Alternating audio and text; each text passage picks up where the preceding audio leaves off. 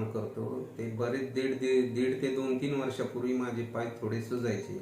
सुजल्यानंतर मी केडगावला आपले वाखेरी तिथं आपलं शिबिर भरतं, तिथं मी व्हेरिकोज व्हेन्सचं दाखवलं. तिथं दाखवल्यानंतर त्यांनी मला कार्ड दिल्यानंतर मी स्वारगेटला त्यांचा एक हॉस्पिटल आहे, तिथं दाखवल्यानंतर ते सांगितले की असं असं लेजर ट्रीटमेंट करावं लागेल. त्यानंतर मग त्यांनी तारीख दिल्यानंतर मी हिलिंग हँड्समध्ये आलो. तिथं आल्यानंतर मला इतकी सेवा व्यवस्थित मिळाली की कधीही कुठेही थांबावं लागलं नाही. पट सेवा मिळत गेली.